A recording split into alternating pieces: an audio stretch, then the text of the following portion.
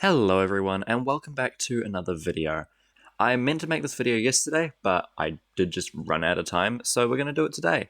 Yesterday we had some pretty big news, LEGO Star Wars wise, which was the official first release kind of look at 3 of the new Smart Brick sets that I believe are coming out in March. Everyone online has been talking about them, taking a look at them, so I figured why not do it as well. So yeah, let's just jump straight into it then.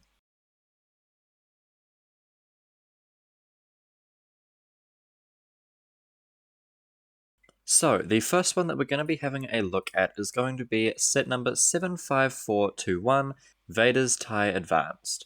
This one's going to be about 70 US dollars, which is about 121 New Zealand. It's going to have 473 pieces, and from what I can see, 2 minifigures, one of which is going to be a smart figure, which is going to be Vader here.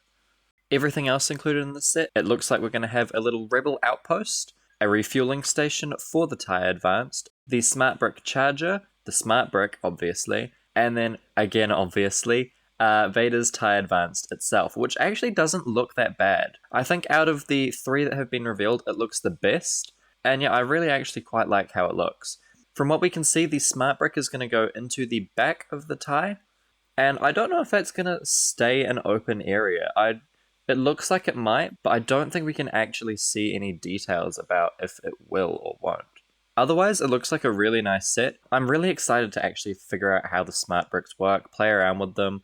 Definitely going to get 1 or 2 of the sets on release, and just kind of have like a little fiddle around with them, see how they work, see what they do, everything like that. Because I'm actually like really intrigued by what these are. Overall, the set actually looks pretty good. I really like the Rebel Outpost a little bit, or like the little bit of terrain there, and ignoring the little bit on the like top back of the TIE Advance where it looks like it's going to be open. The TIE Fighter looks really nice from the front, especially as the last time we saw a proper TIE Advanced was in 2016, which is now 10 years ago. So it was definitely about time that we got another one released, and yeah, this one looks to be a pretty interesting one.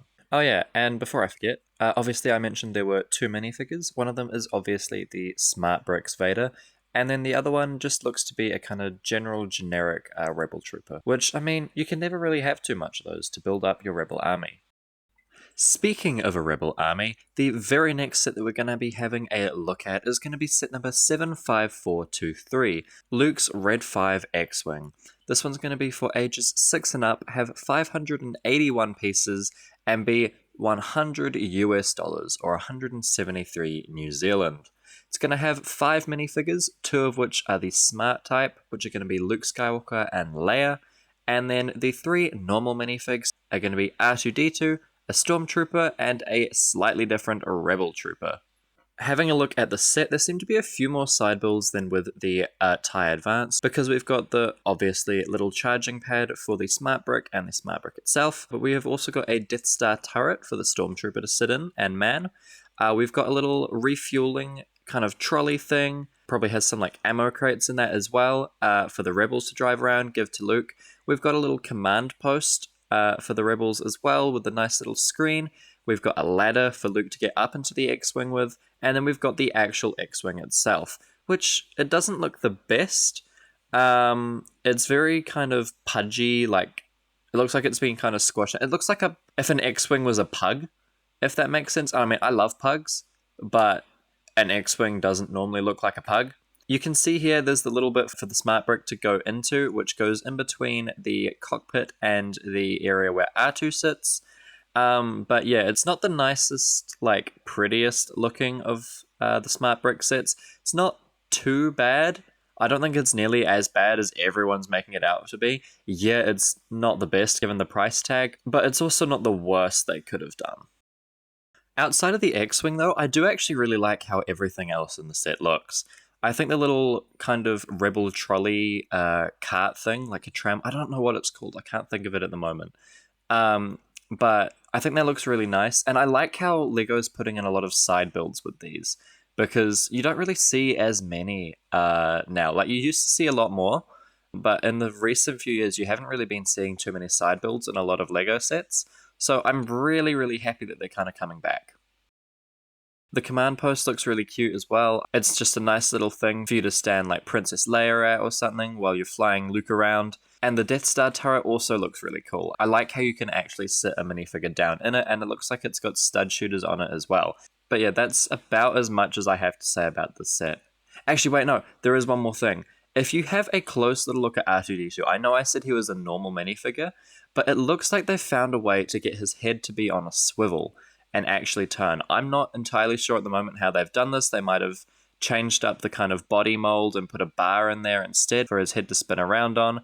I don't know, but I'm really, really happy about that because that has always been something that's really confused me. That R2-D2, who famously turns his head and can turn his head, has never been able to in LEGO. So I'm really, really happy and excited that they have found a way to be able to do that. Just cutting in here very, very quickly to say, this is future me editing this. Literally right as I was like snipping up all the different images that are going in this video, everything like that. I took a very quick break and I actually saw an image of how they've done it with R2-D2's head. Very disappointingly and like sadly, it is only going to be something that's in the Smart Brick set because he's got a kind of 2x2 tile on his back. It's like his body isn't a tube anymore. It's like a semicircle with a flat back. But that doesn't mean that they can't do it like that in the future with like a proper body and just one middle stud for the head to swivel on. So I am still, fingers crossed, holding out hope that we will get that in the future. If you want to see the images, I don't know if I can actually put them on the video because I don't know if they're publicly released yet. But if you just like look on, I think it was the LEGO Star Wars subreddit or something. If you just look on there, you should be able to find it pretty easily. But yeah, so past me didn't know how they've done it. I now know. But it's just going to be a Smart Brick set for now, at least that we know of. Anyway, back to the video. Anyway, I think that's about as much as I have for this set, so let's jump right on into the next one. And that next one is going to be set number 75427, Throne Room Duel and A-Wing. This one's going to be for ages 9 and up, have 962 pieces, and be a whopping $150 US, or 260 New Zealand. It's going to give you 5 minifigures, which are going to be a Smart Luke Skywalker, a Smart Vader, which I would assume would be the same one as in the TIE Advanced, and a Smart Palpatine. It's also going to give you a normal A-Wing pilot, and then 2 normal Royal Guards. Looking into the actual set itself, it looks pretty interesting. It's got a really, really nice A-Wing build. Like, I really like that one. I don't actually have an A-Wing in my collection, so I will be very, very happy to finally get that one if I do get this set. It's got 2 Smart Bricks, unlike the other 2 sets, which only had the 1. It's got another Death Star turret, although obviously this one is for the Death Star 2, not the first Death Star. And then it's got the main throne room duel area. Very interesting about this one, actually. It's got the same arms that we haven't really seen in a LEGO Star Wars set since the 2005 Anakin vs. Obi-Wan set on Mustafar. So it's really interesting that, 21 years later, if my maths is right, they've brought that kind of play feature back. From what I've heard, it was pretty kind of sketchy. It didn't really work too well in the original set. But, hopefully in over 20 years of progress, it'll be a lot better this time. The main actual kind of throne area, it's been downsized a little bit.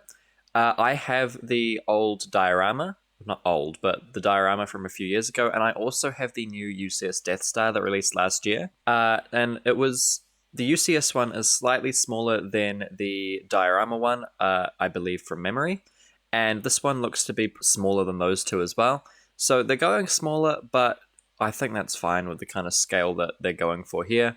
Another interesting point is it does look like the turret and the A-Wing will be able to interact. So maybe if you fly the A-Wing close enough, the turret will pick it up and make laser noises at it, which I think is really, really interesting. And it's very exciting as well because I don't believe we've had Royal Guard minifigures aside from the UCS Death Star. From memory, I can't remember them coming out very recently, which means people who weren't able to get the Death Star, which is completely fair, it's a lot of money, but want the Royal Guard minifigs, yeah, this is still pretty pricey, but it's a lot cheaper than the Death Star. So this may be their route to get those. But yeah, that's about all I have to really say about this one. And I guess all I really have to say about all the others as well. So that's probably going to conclude our look into these sets for today then. Overall, they seem pretty interesting. I think my favorite, or the one that I'm probably like looking forward to getting most, would be the Thai Advanced. Uh, just because I don't know it. I think it looks the nicest, and it's also the cheapest. So that's one I'm definitely going to be getting. I'm not sure about the other two. I think the smart bricks thing is an interesting idea. I'm not outwardly against it, like pretty much everyone else seems to be.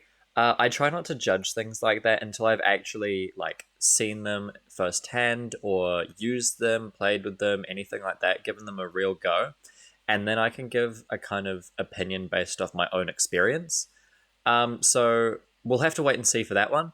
But yeah, these are pretty interesting sets. But yeah, so I think that's probably going to wrap up this video then. I wanted to say a big thank you for watching, and yeah, hopefully I will see you on in the next one. See ya!